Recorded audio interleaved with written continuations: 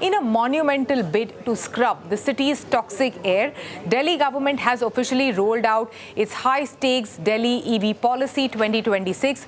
This is not just another government subsidy scheme. It's an aggressive multi-billion rupee roadmap backed by a staggering 15,000 crore rupees outlay that signals the hard structural end of internal combustion engine in New Delhi. So if you're planning your next vehicle purchase, the clock is officially ticking. For the first time, Delhi is shifting away from mere persuasion and deploying absolute regulatory mandates. The policy establishes two non-negotiable legal deadlines for new vehicle registration. January 1st, 2027, the registrations of new petrol, diesel and CNG three-wheelers, both passenger and cargo, and N1 category light commercial trucks will be entirely banned.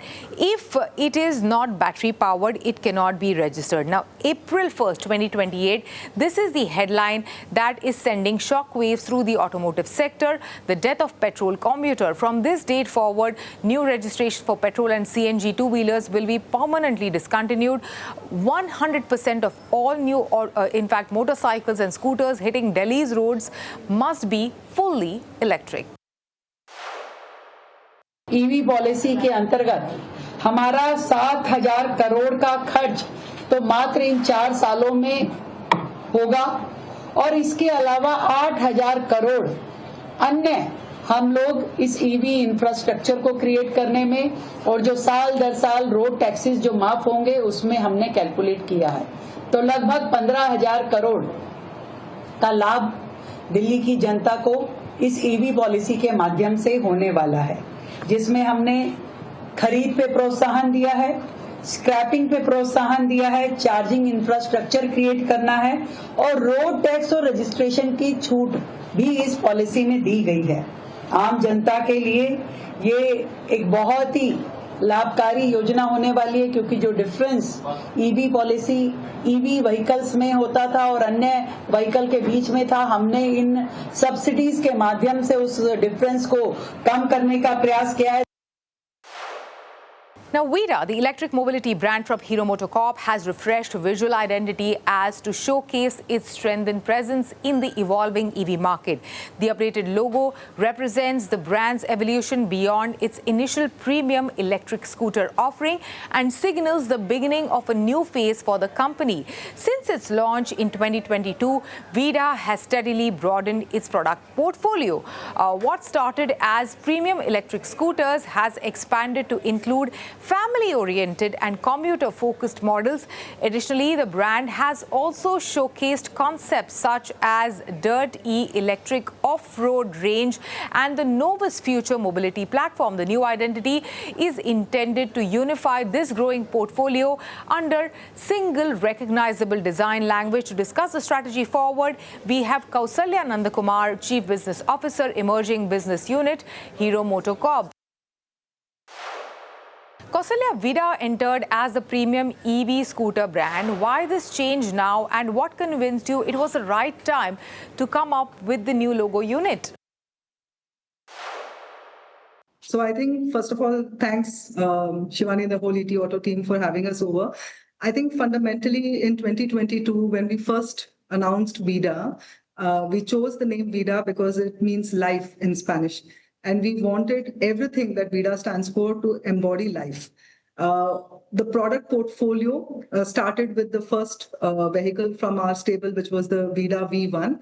But today, as we stand, we have a full kind of set of products which appeal to all consumers from all segments, right from mass, mainstream to premium. The VIDA VX2, which we launched last year in July, around about the same time, actually was our attempt to now bring in a very, very ubiquitous scooter format with the confluence of great EV tech. And therefore, we coined the term e-wooter last year, which said we bring all the technology and the cost of ownership benefits of an EV with the styling and the familiarity and the benefits of a scooter form factor, which makes it ubiquitous for anyone in the family to use. Then later in the year, we talked about our new off-roading sub-brand Dirty, and we launched our first product, the Dirty K3, which is a size-adjusting, award-winning electric vehicle meant for young riders who enjoy the off-roading. So it's a great vehicle to buy and look at how you could get young riders to learn the right way of going off-roading. And because it's size adjusting, it actually grows with the rider. So now we have a portfolio of products, right from essential products which help in everyday commute and across price points. We have an offering of battery as a service, allowing more accessibility for aspirational products. And we have what we would call experiential products like the Dirty K3 and many more to come, who help riders enjoy the whole process of riding on an electric vehicle. Kausalya, since you mentioned the journey of VIDA from 22 to 2026, what has changed the most about the Indian EV customer between, 22 to 2026?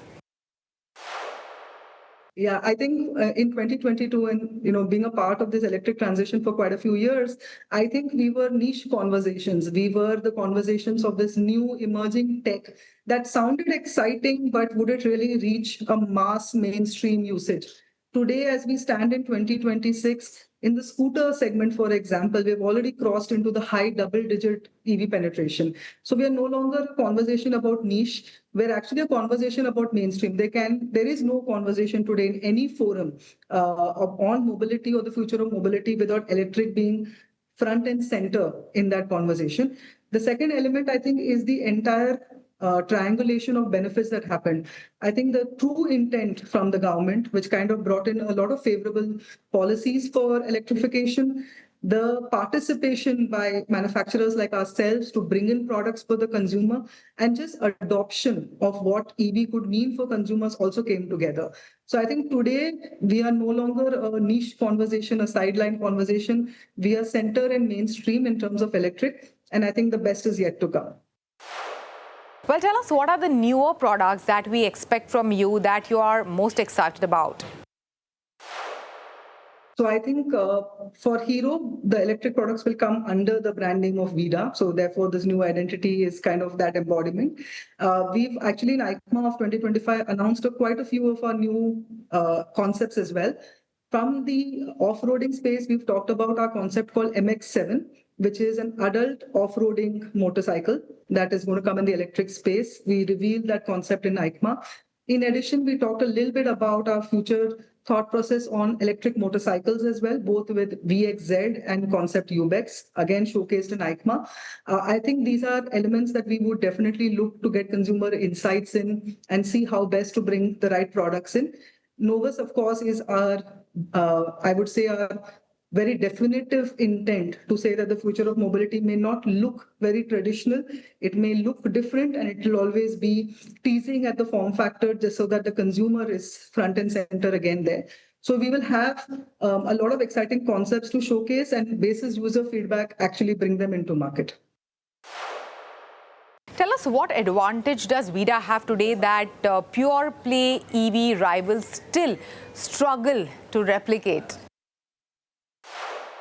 So I think we come from a very strong engineering house. We have a very large R&D center, which is helping us to bring some of these fantastic products to the market.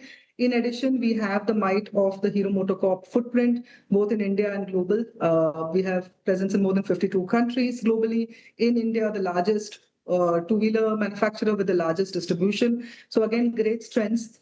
In addition, I think just the fact that our intent is to bring some of the best products basis consumer intent, consumer knowledge, is intrinsic to the company as well. So we bring a lot of that forward. We've also kind of established our intent to break some of the main myths around EV adoption. So it started with range anxiety, right? A lot of consumers said, how far can the EV go? I think the product portfolio today from VIDA goes all the way from 64 kilometers, all the way up to 100 and 105 kilometers, depending on how you use it. So we've actually addressed the range anxiety quite comprehensively. The second big anxiety that we addressed through our product was charging anxiety. People were worried how and where to charge. So a combination of two things. We are the company which actually has removable batteries. So you can actually pull out one battery or two batteries, depending on which variant you bought, take it anywhere to a 5 ampere plug point and charge it. So it's literally charge anywhere kind of promise. In addition, with our partner network, we have the largest two-wheeler charging fast charging network, right? More than 6,000 touch points in which you can fast charge. This allows you to charge anywhere. And if you want to do a quick top up, you have that access to. So I think deep-rooted investment and intent, not just to get the best products, but also to create an ecosystem that allows EV users to thrive. So end to end is what we are bringing to the market. Now, which customer segment or mobility white space do you believe remains most underserved in India's EV market? You know, honestly, I feel like while in scooters we've come to a credible penetration, overall EV is still in a very young phase, right? I mean, overall, say just in the two-wheeler space, I would say we're still in just about the single-digit penetration mark. So the market is very open. I think as OEMs, our intent to bring in great products will continue. And the triangulation of efforts from ecosystem players, the government has to continue to build in this whole element of EV penetration, right? So I think the canvas is very, very wide right now because we've just started this journey as an industry, as a country. And I believe India will lead the race in terms of adoption. Especially because if you see, even in segments where normally in a global element you would not look at, you're seeing in 2026 a buoyancy, whether it is three-wheelers, whether it's four-wheelers, and especially whether it's two-wheelers. So I think the great journey has just begun and a lot more to be done. So the entire journey looks like a white canvas for us right now.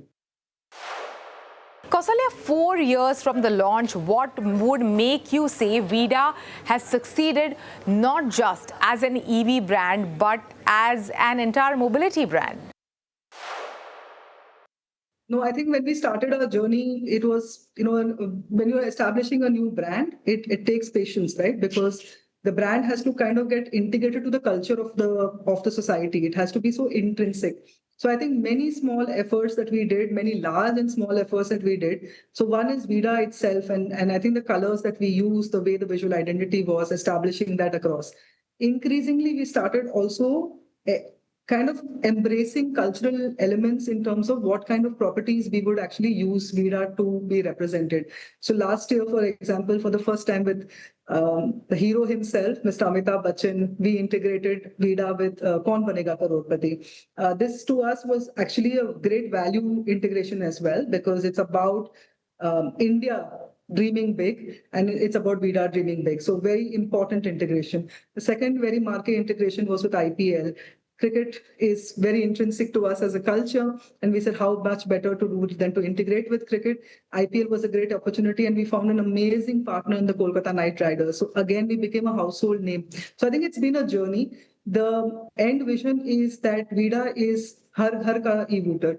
Every house should recognize us, every house should know us, and that journey has kind of really taken off in the last year, in terms of having both a great product that could actually appeal to every user, as well as a brand that is now weaving itself into the cultural fabric of the country, I feel. Well, Kausalya, thank you so much. Thanks for joining us today on ET Now.